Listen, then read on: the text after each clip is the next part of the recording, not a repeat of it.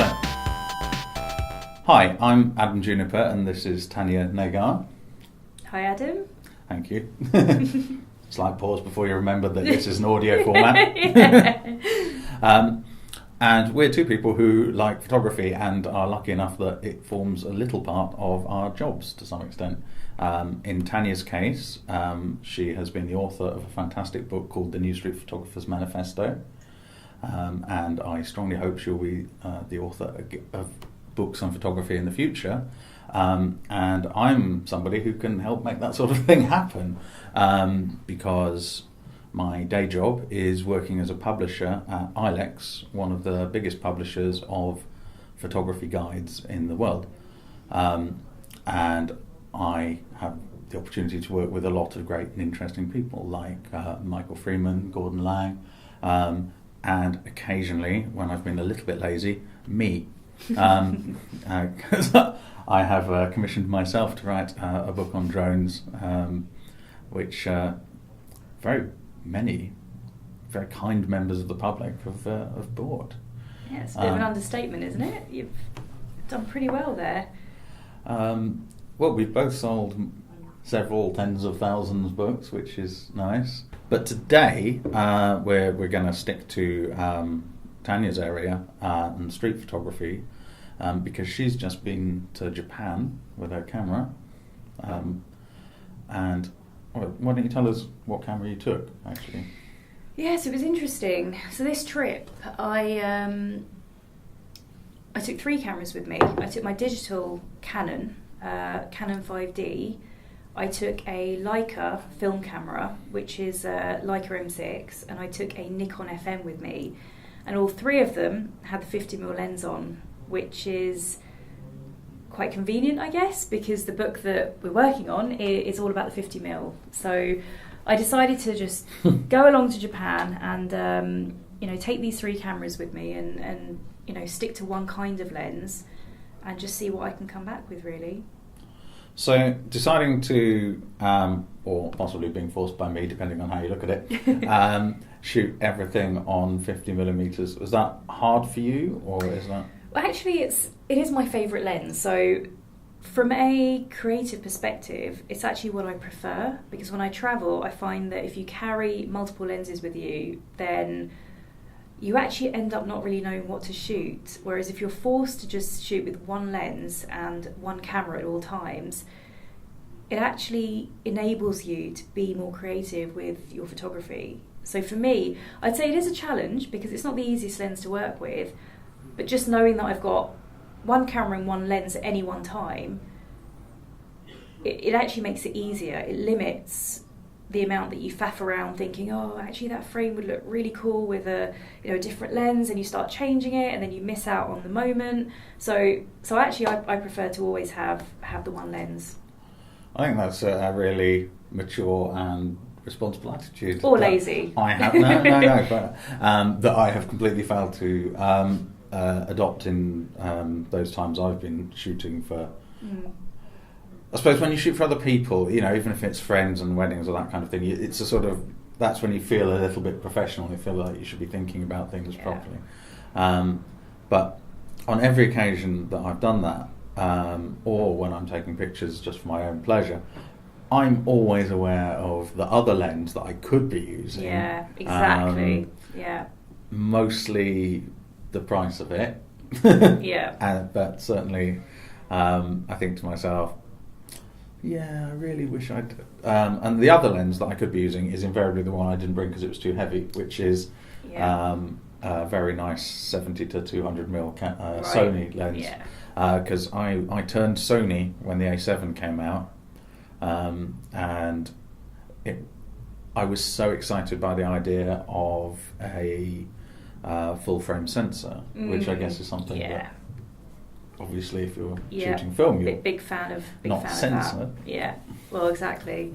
I actually made, just deviating away, I actually made a complete error. I went into a camera shop and there was something wrong with my camera, and it was just really dusty, and it was a film camera, and I went in and said, oh, I think there's something wrong with my sensor. the guy said, "This is a film camera. There is no sensor in this." And I thought, this is just such. Did he say it in a special He patronising tone? said it in that special patch. In all fairness, it was a pretty stupid thing to come out with, So yeah, it's a mistake that can easily trip off the tongue. I think if you say the word. Anyway, yeah.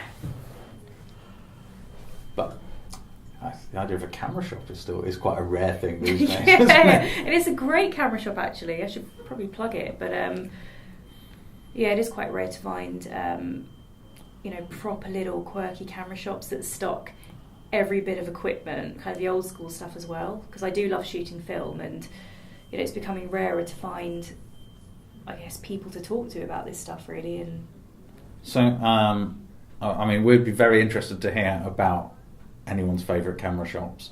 I guess my favourite, in a way, is B&H in New York, where I bought my A7 because of the almost Hogwarts-esque robot run of delivery things, which I was trying to describe the other day. As you can see, I'm failing to describe it now. Is amazing if you've ever seen it. Little trays with your camera in running above the store, where the ceilings are not that high, so you feel like you keep going to bang your head on these things, but actually is really sort of old-fashioned Argos, if we're honest. It is, yeah. You know what? I haven't actually been to that store, but we could do a whole session on photography stores, but in Japan there's an amazing place called Yoda Camera. And it's huge. It's sort of 6 floors of. You just get lost in this place because let's say you're looking for a tripod, you will literally find hundreds of tripods. You won't know, literally a floor or a section of tripods, and it's just mind-boggling, really. But it's fascinating. It's like a museum, and it's not the cheapest place, but it is the place that you will find everything that you need. Thousands of types of straps, and it's just like they never are. The best shops are never the cheapest. No. But sometimes you feel it's worth supporting. I think absolutely. Like you say, it's like say you're going to buy the thing anyway. That's almost a museum. But that wouldn't be there. But you'd pay £5-10 to go into a museum. Yeah, this is it. So would you pay £5-10 to not get the thing from Amazon? Also, it is a nice thing to be able to touch a product before you buy it. Oh yeah, there's nothing quite like going into a shop and actually seeing it for yourself. So I think that said, with cameras, what would be more useful is to spend some time with pixel by pixel results from I think if I'd seen the results from the A7, I might have tried to find the extra money for the one that's more capable in low light, or wait until the second iteration came round. Yeah, it's a very good point. Yeah, it is a good point. But at the time, it was just, to be honest, I still can't afford. The shiny new A7 is about £4,000. Oh, jeez. It's nuts. Is that? I'll check that later. It seems like about that much anyway. It seems like a lot. Yeah, that's crazy. Okay, so other than camera shops, what did you do in Japan? It was great. Japan. I've been to Japan before, and it's such a world away from the UK, and it really is a place that you can escape to. And I don't just mean because it's so far away, because it's halfway around the world, but so to be clear, you've not done a murder or anything. It wasn't you didn't have to be out of the country and a few thousand miles away. Well, now that you mentioned it, no. So I'm currently in a situation where I'm in between 2 different jobs, and I just needed to clear my head a little bit, and I thought, where shall I go as a solo traveller? So solo, kind of friendly, and a place that I know is, fascinates me in terms of the culture, and a place that I can, shoot freely and hopefully get some good captures. And Japan just came straight to the top of my mind because it is the kind of place that is perfect for escapism, but also it's so diverse in the country that you can travel for 2 or 3 hours in any direction from Tokyo and be in a completely different, part of the country that is very different to the sort of city. So if I think of Mount Fuji, for example, that is obviously completely different, a world away from the bright, bustling lights of Tokyo. So it's a different kind of photography, and I felt like I could really, in a relatively short space of time, cover quite a diverse. It's quite a challenge to allow yourself, like, you were there for a week and a bit. Yeah, well, about 8 days, and if you take into consideration that you lose a day travelling there, and then you've got jet lag. Well, this is it. It took about 3 days to get over the jet lag, but because you're travelling. It's a 12-hour flight. Basically, all the way. It's the same, isn't it? Yeah, it's a 12-hour flight, and then you're losing. It's a 9-hour time difference. So by the time you get there, you pretty much lost a day. Yeah. Because I find when you go west, it's fine. And when you come east, it screws you up. Funny enough, it's exactly what I think as well. Yeah. And which I always thought was very unfair on Americans visiting us, because they lose their first day in London. Yeah. Whereas when we go there, we seem to be completely fine. Yeah. Because I'm assuming there's value for money. If you're flying somewhere, that each day costs money. Well, this is it. Yeah, you're right. So no, I did lose a couple of days, but it didn't really matter. I mean, there's so much you can do there in a relatively short space of time as well. But so really, I mixed it up. I did. Most of my time was spent in Tokyo. I love the city, and it's so packed full of people, and you can be quite anonymous in the way you shoot there. So whether you're on the tube or the metro or just out on the streets, you feel like there's the freedom to shoot without that kind of obstacle in any way. If that makes any sense. No, I see what you mean. I think you were saying just before we started that people were less circumspect about the camera than you might get in other. Yeah, it's really interesting. And I don't know if it's because I'm clearly a foreigner, and the language isn't there, but what I really find in Japan is that people are much more friendly and open to having their photo taken. Do you think it's because they think you're a tourist, or do you think they could maybe be that, it's because there is quite a culture of photography? I think it's a mixture of things. I think as a society, even that's quite difficult to say actually. As a society, they seem to be a little bit more conservative and polite as people. So I think generally they're less likely to sort of lash out and be rude about things. Not hard to find people politer than the English. Well, yeah. And then you've got the language barrier, so they're less likely to, I guess, make conversation because they know that the chances are I'm not going to be able to speak Japanese and have a conversation. But also I think it goes back to the kind of street photography that I like to do, which is not being hostile about it either. So, I'm generally quite a friendly person, and, I like to make eye contact with subjects and smile at them, and, I like to make people feel at ease. So for me, it's not about just capturing people when they least expect it. It's about being, having the kind of, I guess, friendly nature that connects with people and resonates with them, so they're more likely to let you take their photo as well.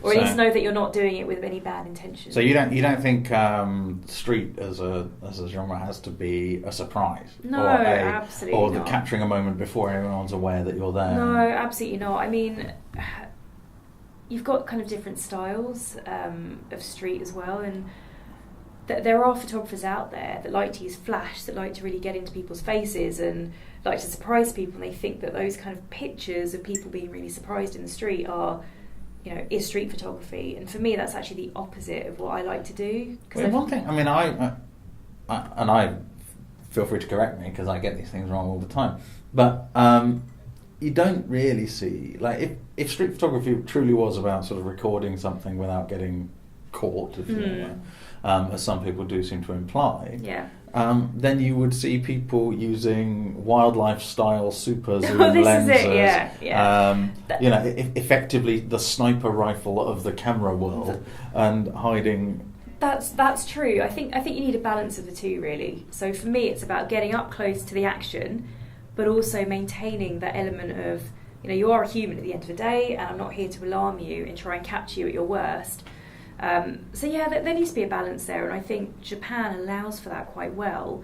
And again, it might be me being naive, and maybe it's the language thing and the barrier there, or maybe it's the fact that it's just, Tokyo is a city full of God knows how many people, but there are so many people that you can sort of blend in and not stand out quite easily. The crowd does that, doesn't it? Yeah, and they keep to themselves a lot as well. It definitely is a culture of not disturbing other people and so you think that that's sort of more true in Japan than it is? Yeah, definitely. All right, shall we try and talk about a few photos? Which is going to be an interesting experiment for those of you. Well, this is an audio format largely, although you can watch it on YouTube as well, and there you'll be able to see the photographs we talk about, or you can look at our website, which is the Photographer Podcast. The Photographer's Podcast. Sorry, I really ought to know this. The Photographer Podcast. I love these things. I'm going to leave that in as well. No, hang on. But I'm going to re-record it as well, just in case I can't quite bring myself to leave it in, which is... so you'll be able to look at the photographs on thephotographerpodcast.com. We thought we should go for as long a URL as possible. Or there will be a video version of this if you want to see that roughly 50% of us are, camera friendly. But let's get straight in with some of your favourites. Yeah, I mean, this one, as I've called it, Fuji on Fuji, because it was shot with, it's Mount Fuji, and it was shot with a Fuji film. It isn't the most technical, I was a bit mixed about this picture, and I think if I look at it, it doesn't quite look like a photograph, it's almost like a painting.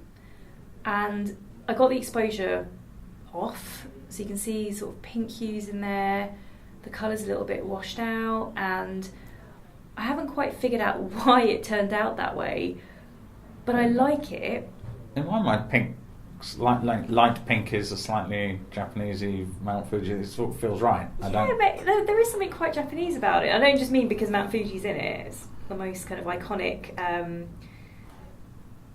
Japanese nature, whatever.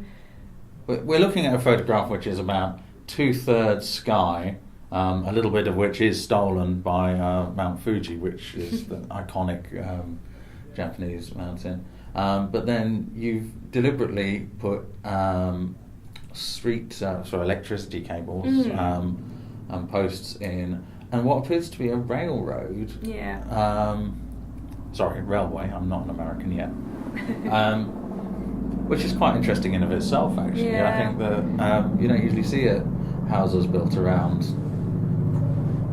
If that was the UK, or you'd have massive fences around there and safety warnings and stuff. Yeah, it's a very small town, and really, there's nothing interesting about the town. I just wanted to get off the tourist path, I guess, and experience Mount Fuji from a different perspective. So this town was tiny, and like you said, there were houses right by the railway tracks. And so the reason I actually captured this is because what struck me about Mount Fuji is just how incredible it is in terms of its scale. And that particular day when I'd gone there were actually clouds covering the entire mountain, so you couldn't see a thing. And I was literally about to get back on the train and go back to Tokyo, and then I saw the clouds kind of moving apart, the blue sky coming out. And there were a couple of girls that were there as well, and they were saying, should we stick around for this? And I decided at that moment that, yep, I'm going to stick around. Hopefully these clouds will clear. And this actually was just at that moment when I turned a corner to go back up the hill, and I just saw this. So this was ground level, just kind of turned a corner, and it just... I think I had to stand for about 5 minutes just in awe of this thing, because I wasn't prepared for the scale of it. So I don't know if this picture actually captures that scale, but for me, just being there, I realised that it's just beautiful. And these houses in this small town, they just probably wake up to this most mornings, and it just seemed incredible to me that... That's true, isn't it? I think the one thing that you can really easily see from it is how because the mountain is just appearing, it is obviously spectacular to our eyes, yet somehow you can tell that everyone who lives here doesn't. It means nothing to them. No, exactly. It's just another sight that they see every day. So for me, I guess it's more of a personal meaning, which it's interesting. I mean, I don't know from your perspective, Adam, if it jumps out at you as being a particularly interesting frame. It's bizarre. I think it's very compositionally strong. You know, I don't want to give a critique lecture or any such thing, because please feel free to. Well, we have some theories here. Having published the biggest selling composition book in the world, the Photographer's Eye, a timely plug there. 500,000 copies. That was handy, wasn't it?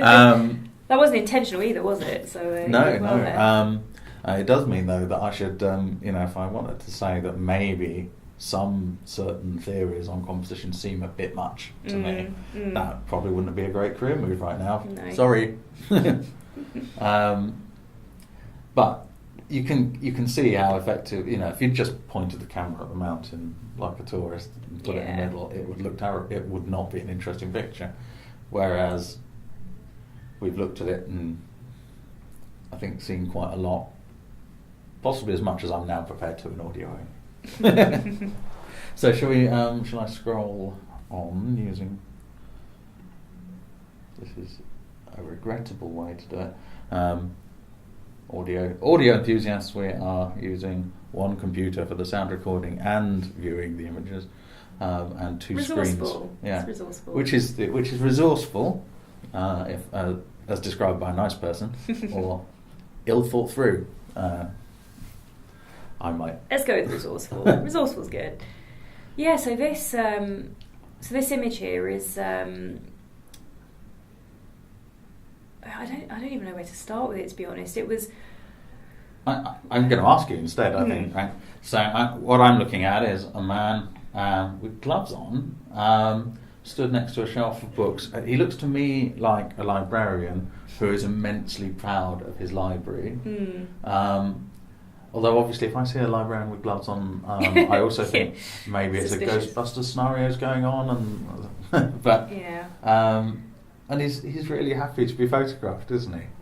He's happy to be photographed. It's quite a sad scenario here. So this was a small town in Fukushima, which is. I should have read the caption. Yeah. Well, there isn't really a caption, just a title. But there's so as you might be aware, 7 years ago, almost to the day, there was a huge earthquake in Japan, followed by a tsunami, followed by a nuclear explosion.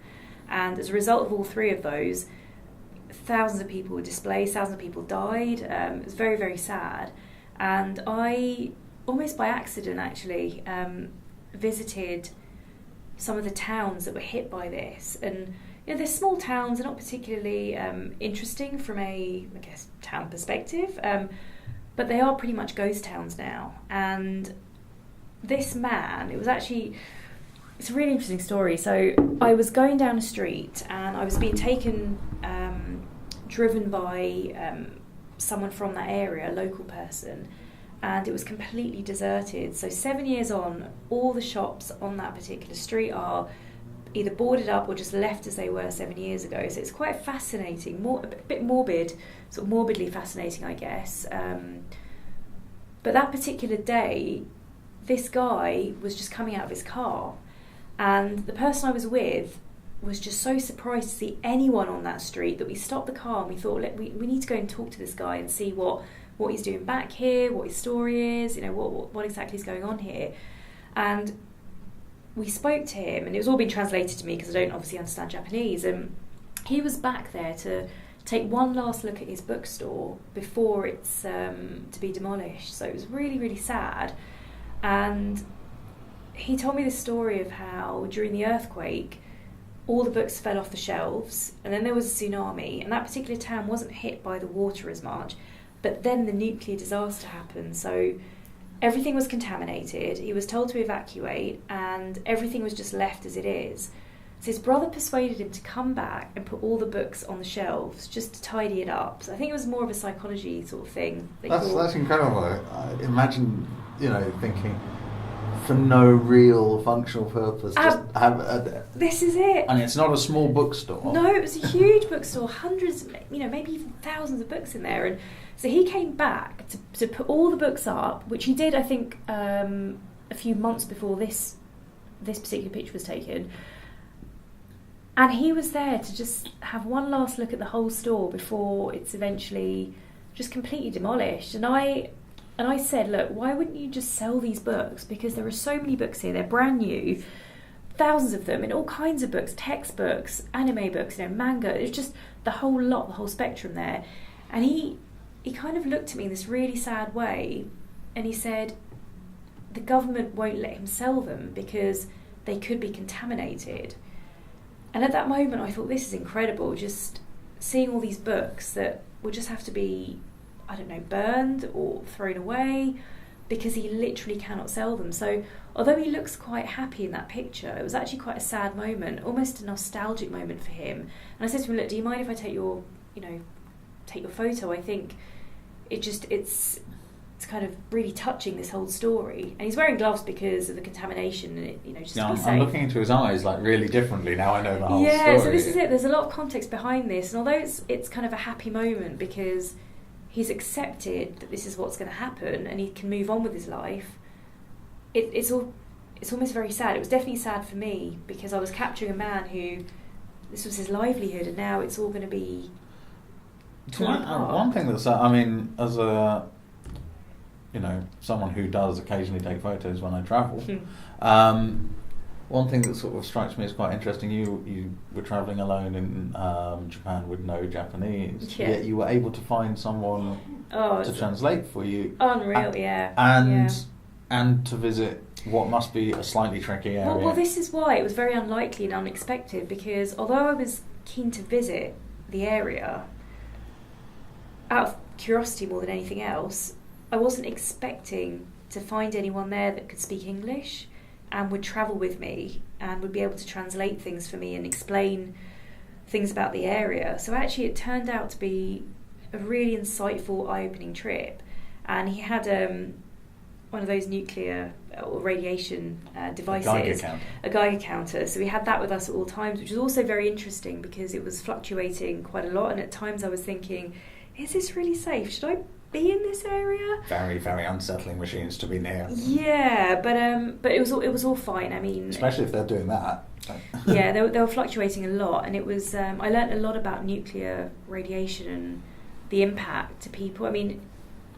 This particular guy was explaining that the books don't actually contain much radiation, but the government will still not let him sell them because who's going to want to buy them, right? And I was so close to saying, can I take one as a souvenir? And I thought, I don't know if this is actually legal because I'm taking potentially contaminated books out of this area and bringing them on a plane back to the UK. It's probably not the best idea in the world. It's also worth pointing out that contamination, in a sense, something like that largely falls as dust, so they might not contain a lot of radiation. Yeah. They'll still have had dust and stuff on the top. Yeah. And books made of pages, there's more chance of it creeping in than maybe something else. Exactly. So very sad moment, but I used this again 50mm lens. I used my digital camera for this. It was very dark, but obviously the settings I used really capture the sort of light on his face.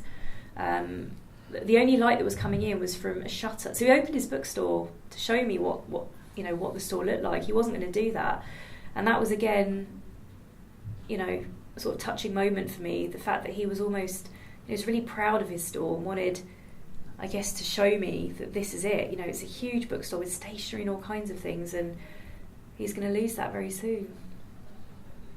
But from a slightly more boring technical point of view, if you like. You were saying that as a dark room, you're able to do very well with a 50mm lens. It was a fast lens, and the only light coming in was from half a window because the shutter was half up. So the Canon 5D is a great camera. It really allows you to take pictures in low light photography, and with the right lens, the combination of that fast lens and high sensitivity to light meant that I was able to get quite a nice portrait of this guy, I'd say. Some years ago, when the 5D was recently out, and a friend of a friend who was a professional photographer had got one, and there was no way I could afford anything like this. I was so excited to be in it. And Pride in Brighton, I just went out and took loads of pictures of people. She let me borrow the camera, and I just ran around the park. Went back when you still could, before it was all fenced off and expensive. Right. And took pictures of people, and that was a great experience, because that was another time where relatively shallow depth of field, it really brought the characters out. So I mean, you don't need a 5D to don't. capture this either. To be honest, the lens I think is more important than the actual camera. Yeah, no. But I took some photos. Actually, well, her lens wasn't cheap either. No, oh right. But I took some pictures on my camera of the actual shop.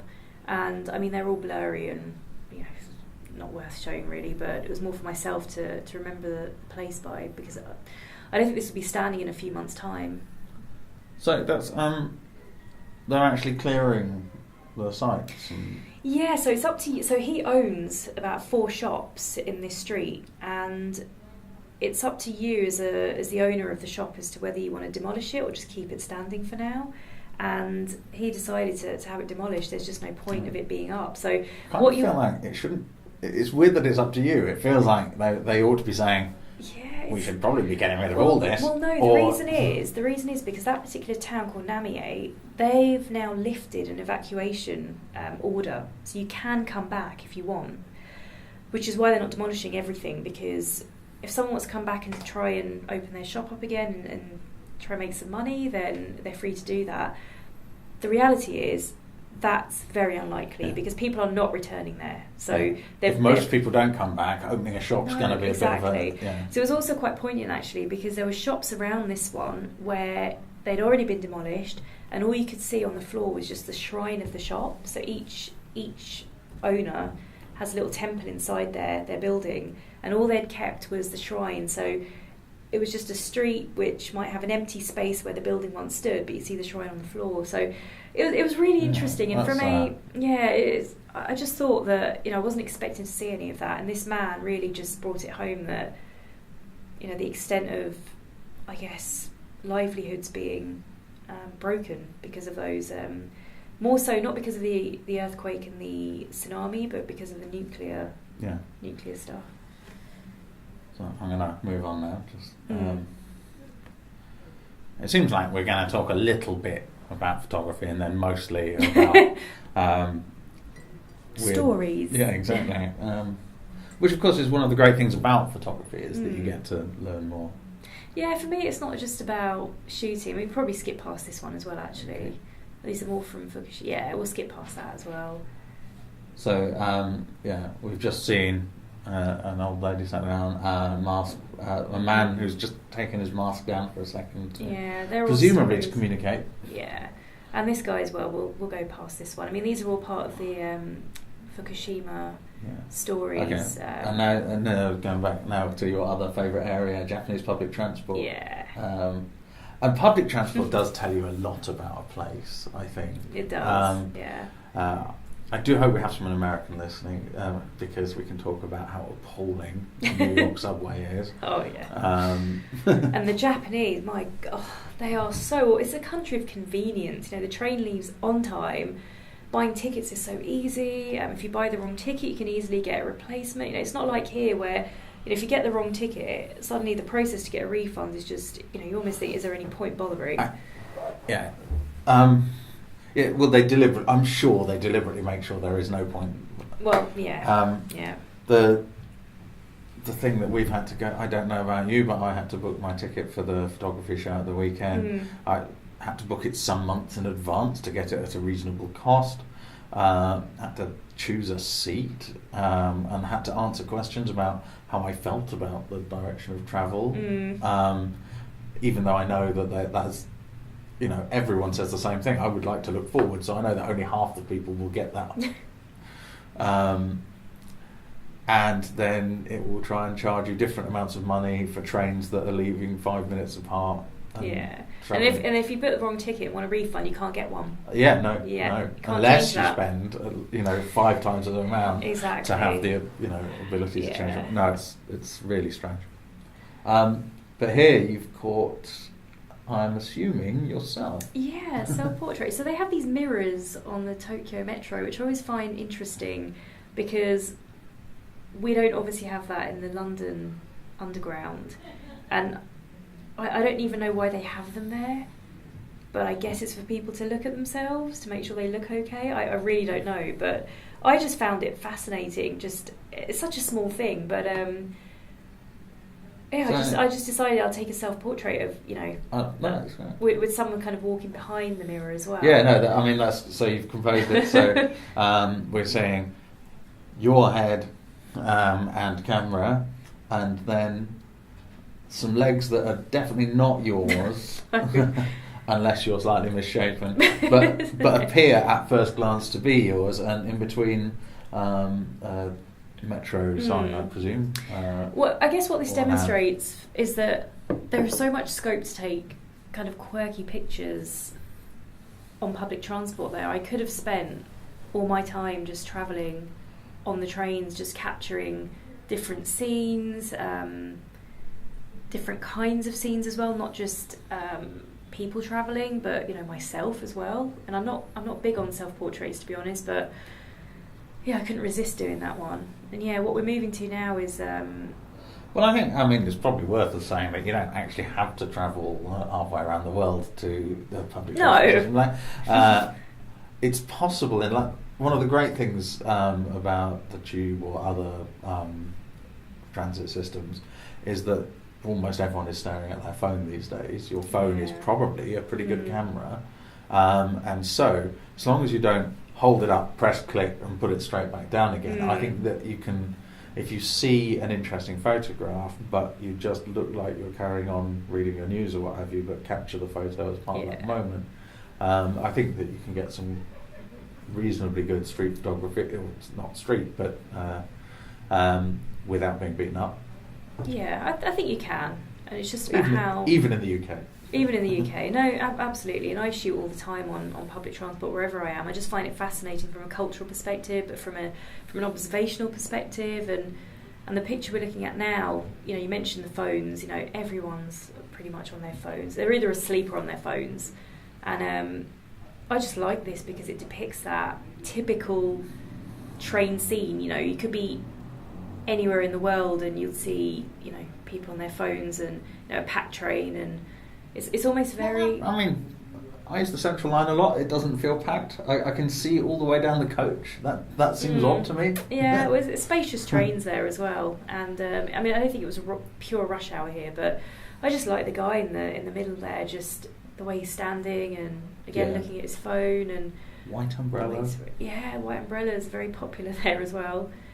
And again, it's that just being anonymous, and I think the masks there, a lot of people in Japan wear those masks, and it just adds that anonymity of and it really does make it feel like clearly Japanese in a way that exactly. So it's one of my favourites actually, this scene, and again I don't know if it's technically one of the best or even framed in the best way, but for me, just sort of standing there looking down that carriage and just seeing everyone to themselves, in their own world. Just if I was being a critic, I would say that what makes it a good framing from my point of view is the way you've actually, deliberately used the handholds, like a wildlife photographer almost would put flora and fauna around the outside. Oh, I love those, and they're so colourful as well. So the rest of the scene is quite dull, and this is just I don't know if it's a Japanese thing actually. It must be, because all the trains I travelled on, even the ones outside of Tokyo, have these really lovely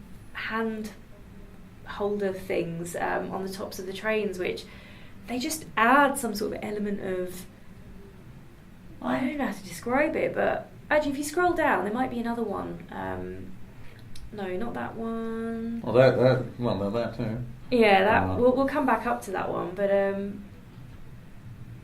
that's he looks slightly sinister, doesn't he? Did you say sinister? Yeah, black gloves, quite serious expression. And the only one not actually doing anything, just staring into long space. Dark coat, Yeah, he's not doing anything because he's planning a murder. It's quite possible. I wouldn't want to speculate, but Yeah. it could be an option there. Or he's getting off at the next stop. Or He's a yeah, perfectly normal exactly. person. Just thinking, let me get off this train as quickly as possible. I don't know if I included the picture here. If you yes, here, next one. Yeah, so an empty train. an empty train. Yeah. With some So legs. how do I describe this? This was actually the train on the way to Mount Fuji. So the first picture that we talked about was about probably 2 hours from when I took this photo, and this is a film capture.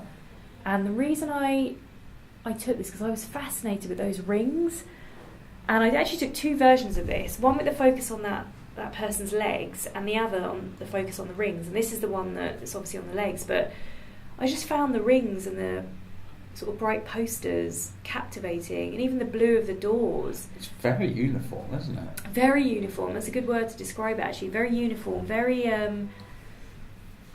structured and organised, I think is a word I'd use to describe everything in Japan in general. But something about this picture I just love. It might be the fact that it's the tones, but sort of the rings and uniform. I think is actually a very good word to describe it. Yeah. No, here we are now. This is the Blade Runner umbrellas. Yeah, that street's a famous street in Tokyo. So if you've been to Japan, you'll recognise this. Which sadly I haven't. Yeah, and you should. It's a great place. Which one do you want to talk about? They're all very different. What's going on? Can you guess? You won't be able to guess. Well, is that a kiosk window or something? Is that? No. I really can't. It's a funny one actually, and it's quite abstract, which is why I like it. But it does mean that no one can really tell what's going on here. So this is a games arcade in Tokyo, and I'm looking through a game which this lady, who's wearing a mask, could be a man, was just like a zombie, just sitting there, just staring at. You know what game it was? We're almost seeing from inside, like from the other side of it, through the glass. Like Wreck-It Ralph. Wreck-It Ralph, I'm not. Wreck-It Ralph is not Pixar but Disney animated film where we go inside the world of the video games, and it could almost be like that. It's a really good movie. Yeah, I'll have to watch that actually, because I mean Japan, Tokyo is just. I mean, games arcades everywhere, and I find them fascinating. I'm not a gamer, but seeing people, captivated by the games, just sat at these machines for hours, presumably. This particular person was just, what game it was? You're going to laugh, right? The game was, where you put the pennies in. Shove halfpenny. Is that what it's called? And then it sort of, you want it to drop a toy or something on. Oh no, with the claw. No, not the claw. It was the machine that moves out like this. I appreciate that. I know exactly what. You put the pennies in, and then. Yeah, if you've ever been to Brighton Pier or any equivalent, the one, parallel sliding. That's it. Shelves. I don't even know what the objective is. And you put here. you put like 15 coins in, and nothing happens, and then you put a coin in, and loads of coins fall over, and you still somehow have lost. But you feel like you've won. Well, this is it, and this is exactly what she was doing. Just sat there. I couldn't get the appeal of that, but I just loved observing. It's a little bit creepy, but just watching her. And I just stood on the other side and just took this photo. I kind of liked the fact that it's quite ambiguous. You can't really tell what's going on. You can't really tell what's in the frame here. Makes it quite abstract, but obviously there's a story behind it, which I don't think anyone. I think you're fine. I don't think anyone's going to call you creepy. Yeah, it's a little bit creepy, a bit stalkery. Okay. All right. Shall we just move on to one more, and then we'll. Yeah. Because I do want to ask you about this one. You've shown me this. It's a very, very happy-looking red box outside the house. I love this. I want to know why the red box is on a log. I want to know why it's... Is it mail? I don't think I can answer that. Mailbox? I think it's a mailbox, yeah. It's a mailbox. So what made me... You know what? I was walking through the streets. So this is near Mount Fuji. And I was walking back from the hill where you get a good view of the mountain from up there. So I'm walking back to the train station. And I just spotted this and thought... It just made me smile. And it just... It's so... And cute. you took his picture there. That's like... I don't often see things that make me smile because I'm, as you might be starting to guess, the cynical one.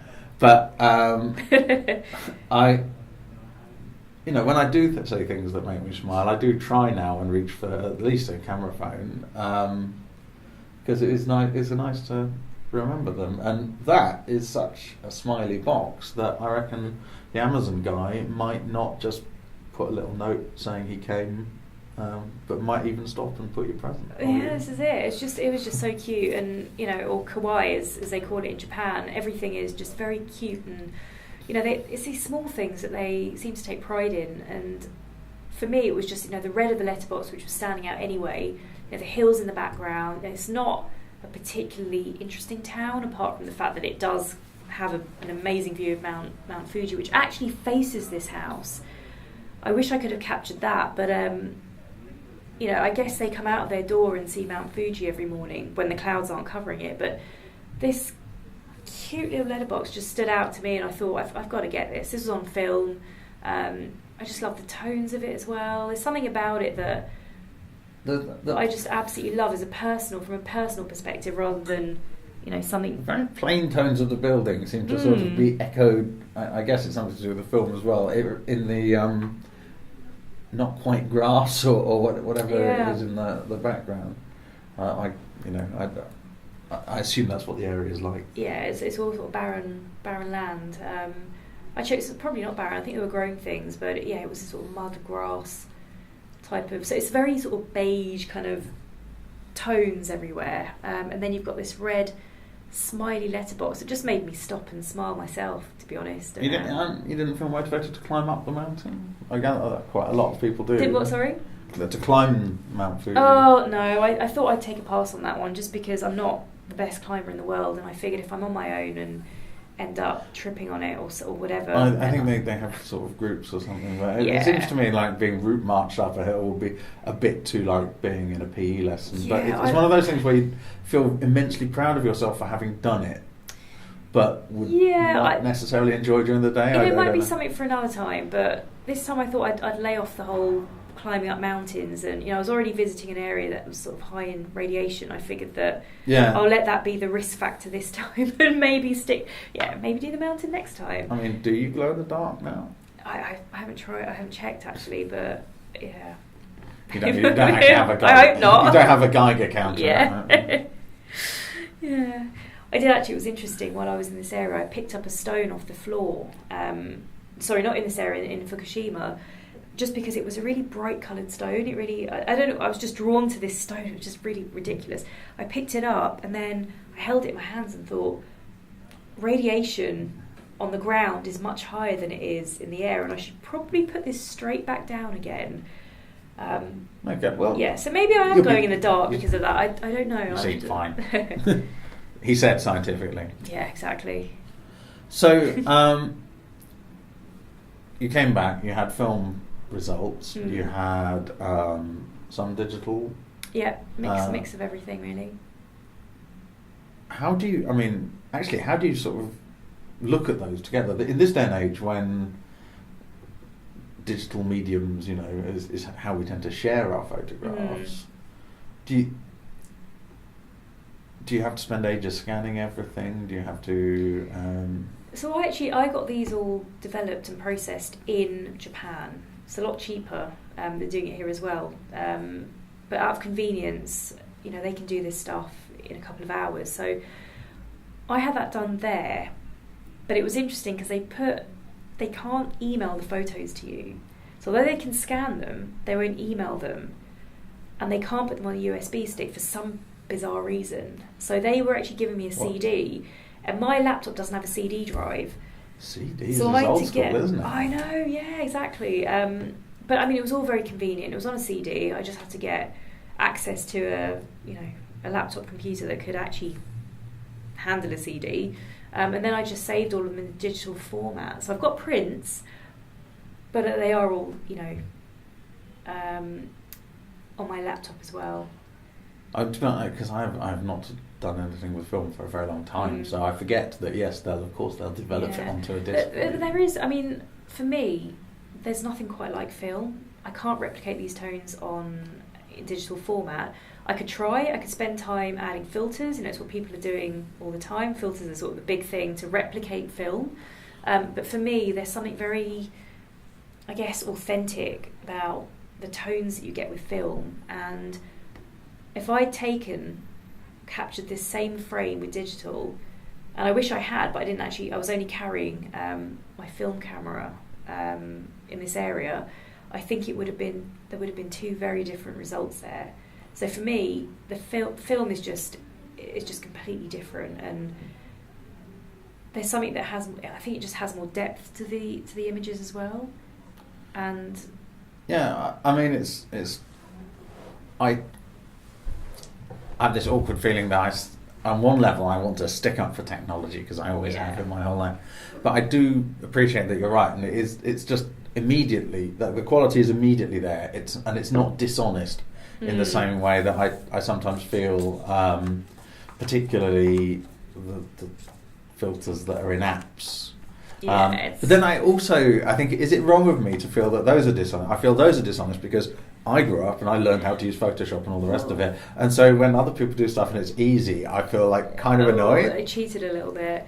Yeah, for me, I'm a bit of a purist like that. So yeah, you can replicate stuff on Photoshop, but for me, I prefer trying to get it in the camera the first time, which is why film, it just has that quality. Quick, interesting story is, I think a few moments after I captured this, I went into a coffee shop, I think the only coffee shop in town, and this guy said, the first thing he said was, "Oh, nice camera."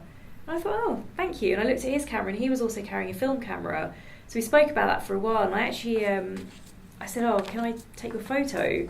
And I don't know what compelled me to want to take his picture, but I think it's the fact that he just had this really nice smile, and he had this film camera, and it all felt very old school and very kind of, we were sort of bonding over this, our love of film, I guess, which was very unlikely as well. You don't often meet people that are travelling that have film cameras, particularly in a remote part of the country. So I know that people can't see this, but I just thought it was a nice capture there of him, and I took two, actually that one, and of him actually looking into the camera as well. So anyway, I don't think I would have captured those tones. You found your very own hipster while you were. Well, this is it. Yeah, I thought I've got to get a picture of this guy. It's just amazing. But no, to answer your question, it's very easy to get film processed and developed. I say very easy. You can get it done, and the quality I just find it's just a lot. I can now. I've just remembered the last time I shot any film. I shot onto a square format camera when just before the 2012 Olympic Games. The torch ran through Lewis, where I was then working. They were going all around the country. Yeah. And they came up our high street, and so I have some shots of that event onto a medium format. Interesting. What made you shoot film? Well, it was a medium format camera, so film was But what necessary. made you take that out? I'd had it there for ages. I've been meaning to do it, and I think it occurred to me that film does go bad eventually. So. All right, fair enough. Mind you, I shot a roll of 10-year expired film as well, and it came out perfectly fine. So as long as you keep it in a... Yeah, no, I think that there is that. Also, they did sort of tell us the Olympics was all historic, I guess. Film felt historic and important. Yeah. Well, also, you've got to be a lot more patient with it, because you can't view the image straight away. You've got to wait to finish the roll off. You've got to wait to get it all back. And there's something I think that changes your style of photography when you shoot with film, because you can't afford to waste a whole roll of film shooting one frame. At the same time, you've got time paying for every time you press the button. That's suddenly thinking again. And you haven't got the luxury of shooting, a million shots of the same scene. So it makes you think a little bit more as well. So yeah, there's a lot to it. But for me, it was Although I think I shot more in one film. side of that equation I've always thought was quite interesting is that people will happily spend £4,000 on a camera body. You're going to have to take a lot of pictures to balance that out when you compare it against the cost of each roll of film. Yeah. But true. Good point. Really good point. But yet, taking film feels expensive. Whereas it's an extra bit of digital, gear, isn't it? Really, so it's like I'm just saying psychologically that's how it works for me anyway. Anyway, I think we're going to be evicted from the podcasting room quite soon. Yeah. So, believe it or not, we were worried that we wouldn't be able to talk for half an hour at the beginning of this. Yeah. When it comes to photography, I think we can once you start hours and hours. Yeah, once you get started. This is our first effort, so. But in the meantime, you can find out more details, obviously, on the iTunes or wherever you go for your podcasts, on thephotographerpodcast.com. And if you want to look at Tanya's work, you can go to... Excuse me. You can just Google my name and find all kinds of social media that I'm on. I have a website, so www.Tanya-N.com. Because she's basically too cool. Yeah. I'm just Tanya-N. too old for all that Instagram stuff. I am on Instagram as well, though. If you just look me up, you'll find me. I think my URL was actually stolen by somebody, but you can find what I thought was a brilliant name for all my drone stuff, which was Tamesky, TAMESKY.com, but actually sounds like some sort of weird Russian thing now. Tamsky. Yeah. If you Google Adam Juniper, it's a pleasingly unusual name actually. Juniper is also a name. Or you will find me as @Adam Juniper, all one thingy, on social media. We'd very much like to hear what you thought about this. And thank you for having me as well. Yeah, well, thank you for having us. Okay, bye.